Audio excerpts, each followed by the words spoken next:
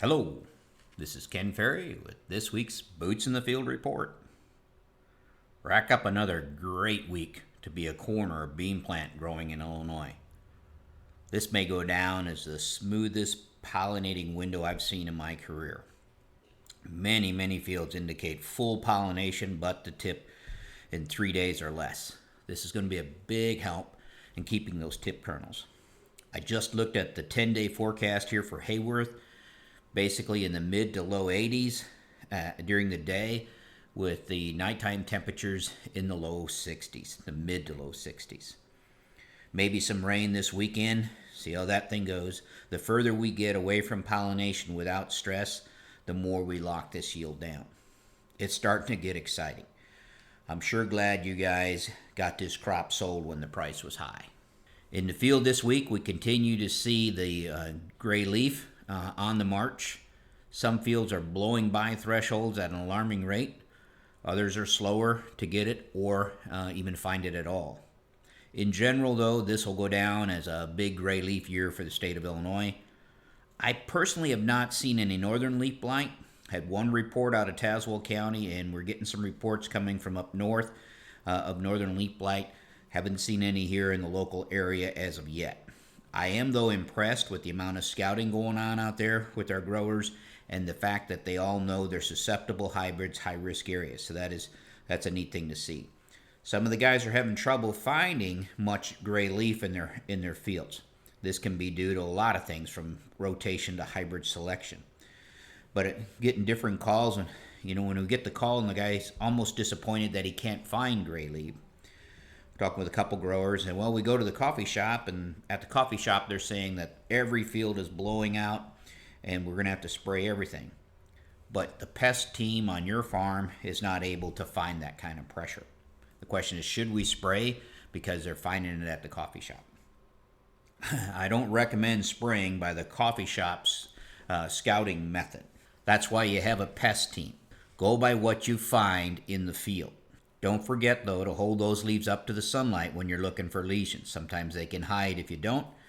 Most important, though, is to come back. Remember, this population is going to double on a 3 to 5 day basis.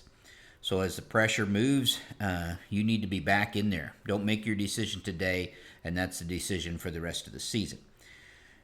And if you get back there 3 to 5 days later, and you can't really tell, or you have to convince yourself that it might be getting worse, then it's probably not. It'll be very noticeable as you move back into those fields on a 3 to 5 day window.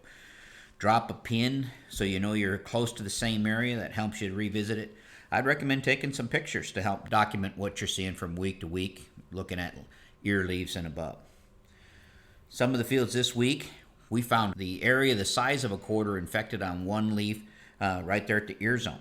We didn't have to look any further. When you walk into those fields that are blowing out and you see that there's more than a quarter space, or that would fill a quarter on one leaf, you're done scouting. Move on to the next field, call that one in.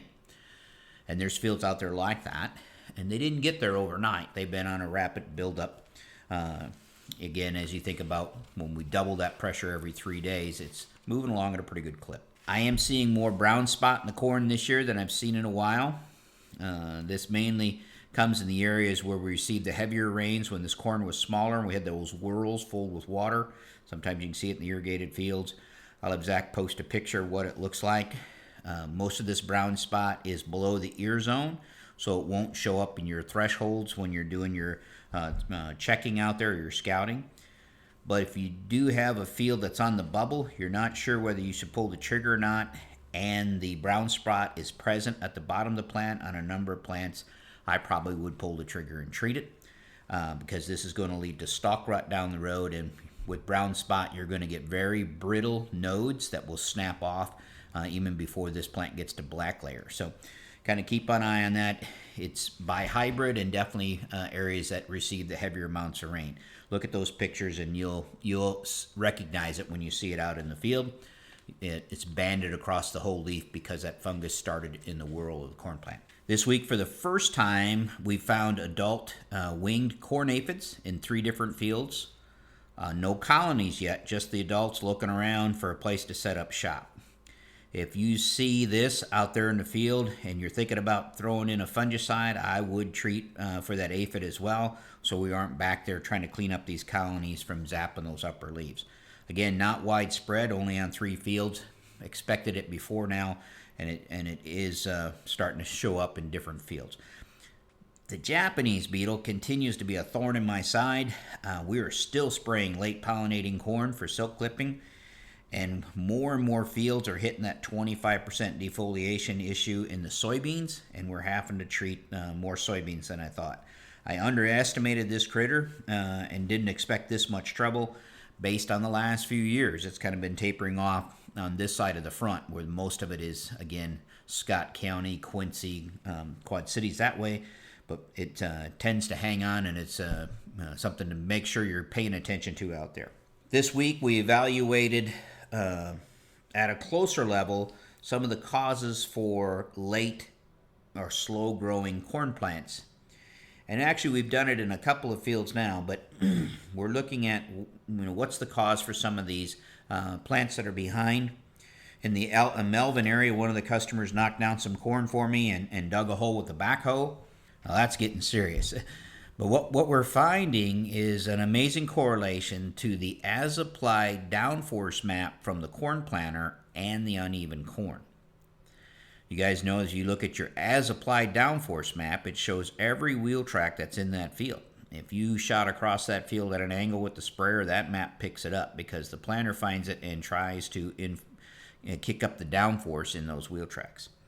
So as a planter reacts to that firmer soil and applies more downforce to keep the planter in, we're out there looking, and in some cases the seeds are still shallow. We didn't react quick enough, and in other cases you can see the extra downforce it took to keep the planter in the ground is causing some sidewall issues and some crown root growth issues out there.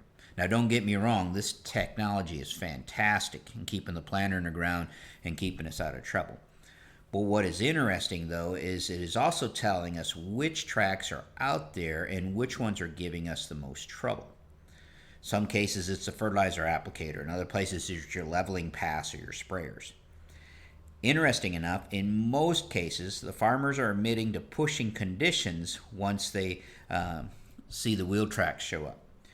Now we can actually record which tracks are out there and go behind it and follow up on it. So it gives you a little more confidence in your ability to decide when is the right time to go to the field.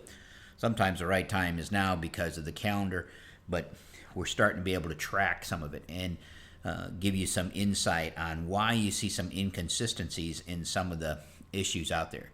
Before, we either had way too much down pressure on the whole field or not enough on the whole field, and now, of course, we can change it as we go across. We're still running about 30% ahead on GDUs compared to the 11-year average, and that's moving everything along, including the bugs. I'm finding the presence of western bean cutworm both in moth and eggs out there in the field, so don't forget to watch for this guy as you're doing your scouting. Typically, he's on the top side of the leaf. Remember, those eggs look different than corn borer. They'll almost be purple when they're ready to hatch. So be looking for the western bean cutworm eggs and larvae.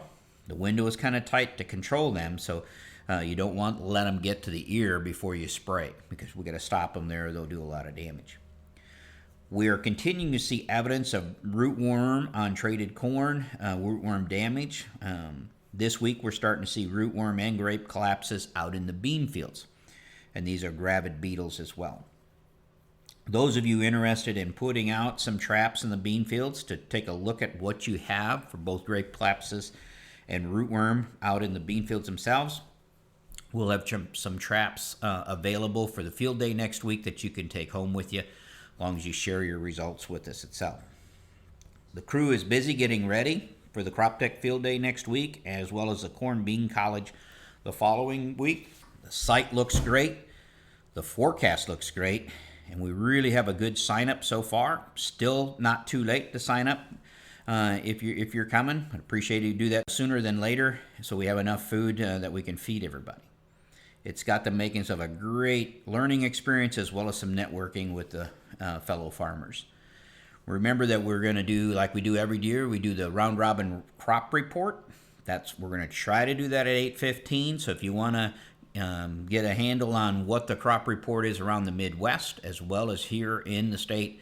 Try to be here by 8:15 and listen to the guys' reports from all over as far as what we have for crop. For the people coming to the Farm Journal Corn Soybean College on July 24th, 25th, the college campus is really looking good. We moved Corn College back a week last year to get to a point where the corn was further along in development to show some of the things that we needed to show. And that, along with the fact that we're 30% ahead in heat units or GDUs, is really working in our favor. It's going to be really nice displays that we can work with during the event itself. The list of attendees is strong and growing every day, so we expect it too to be a great event. Don't forget, if there are any ag students out there interested in attending the Corn Soybean College, we have a scholarship set up for one student to attend free. So check out our Twitter and Facebook for that application. To stay up to date, check out our website at croptechinc.com and subscribe to our podcast, Boots in the Field Report. Keep her safe, keep her moving.